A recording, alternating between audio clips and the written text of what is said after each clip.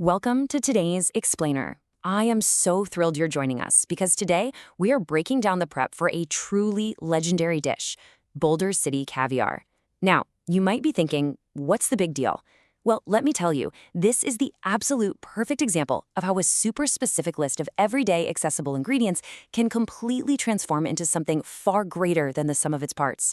We're going to dive deep into the exact methodology of how to prep Boulder City Caviar so that every single bite is, well, perfection.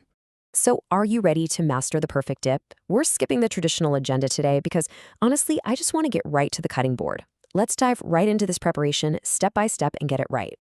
Phase 1. Building the hearty base. Every great structure needs a solid foundation, right? For this dish, the recipe calls for precisely 2 14-ounce cans of black-eyed peas paired with exactly 1 15.5-ounce can of white hominy. And guys, this ratio is literally the bedrock of the entire dish. Most of the bulk comes from those peas, while that single, slightly larger can of hominy brings in this amazing complementary texture. If you mess with these can sizes, you're going to throw off the balance of the whole base before you've even picked up a knife. But here is the absolute most critical action for this first phase. Drained. Both of those cans absolutely must be completely, thoroughly drained before anything else happens.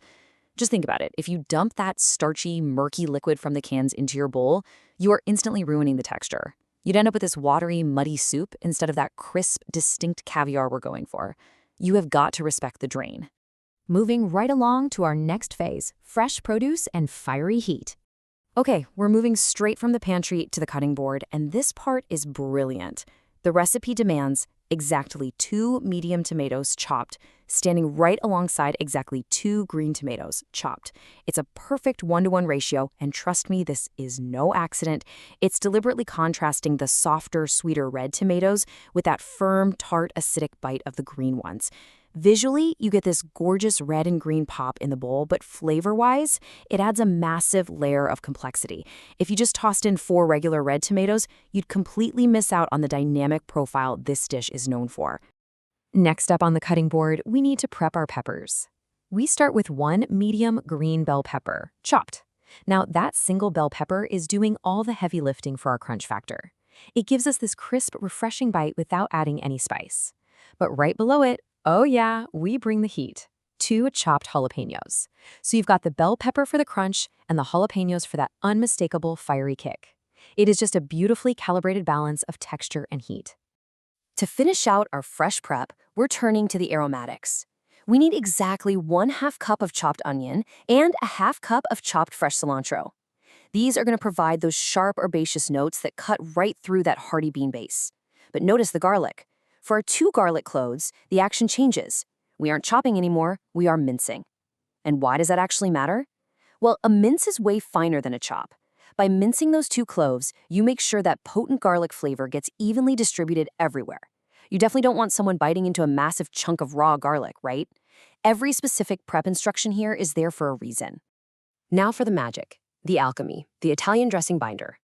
Let's talk about the number 9 for a second. The very first step of the directions explicitly says to stir together the first 9 ingredients in a large bowl.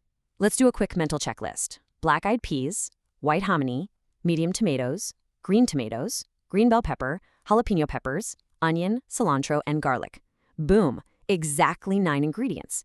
You have got to make sure all 9 of those perfectly prepped components are resting together in your bowl before you even think about introducing the liquid. And that brings us to our other crucial number, 8. The binding agent pulling this whole shebang together is exactly 1 8-ounce bottle of Italian dressing. Not a massive 16-ounce bottle, not just a quick splash, but exactly an 8-ounce bottle. This is such a smart shortcut.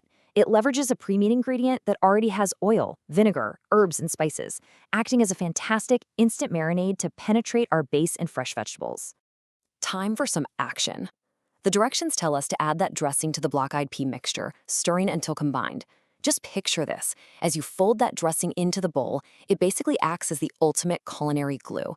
It's coating the peas, it's slipping into the little crevices of the hominy, mingling with the tomato juices, and carrying that minced garlic and fiery jalapeno to literally every corner of the bowl. You stir until it's perfectly combined for a totally uniform flavor. All right, hold on. Put down the chips. We have reached the crucial chilling process.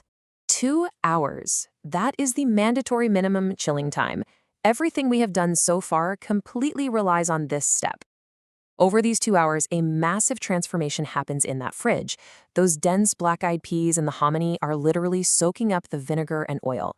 The sharp bite of the raw onion and garlic starts mellowing out, infusing into the liquid. The jalapeno heat steeps into the dressing. It creates this beautifully cohesive flavor profile instead of just, a bowl of random disjointed ingredients. Cover and chill 2 hours. Seriously, consider this an absolute culinary law. You've got to cover that bowl, mostly so your whole fridge doesn't smell like raw onion and garlic, but also to lock in the moisture. Then you walk away for 120 minutes. No peeking, no rushing. If you serve it right away, it's just going to taste like a chunky salad drenched in bottled dressing. But if you respect the law of the chill, it actually transforms into Boulder City Caviar. And finally, we've made it to the finale, serving your culinary masterpiece. Take a close look at step 1 here. Drain the chilled mixture. Yep, you heard that right, a second drain. We drained the cans way back at the beginning, and now, after everything has marinated and absorbed all that incredible flavor for 2 hours, we drain away the excess liquid. Why? Well, because nobody likes a soggy tortilla chip. You want all the intense flavor of the marinade, just without the puddle at the bottom of the bowl. Once you knock out that final drain, step 2 is simple. Serve with tortilla chips. They are the absolute perfect, salty, crunchy vessel for your newly prepped caviar. So there we have it. We've walked through the exact proportions of our hearty base, the precise chopping and mincing of the fresh produce, that brilliant Italian dressing shortcut, and the absolute, unbreakable law of the 2-hour chill and final drain. It's a deceptively simple recipe, but it relies entirely on flawlessly executing this methodology. Knowing all of this and seeing how these highly specific ingredients come together to form something so vibrant and structured, will Boulder City Caviar be the centerpiece of your next spread? I definitely encourage you to take this explainer straight to the grocery store. Thanks so much for hanging out with me today, and hey, happy prepping!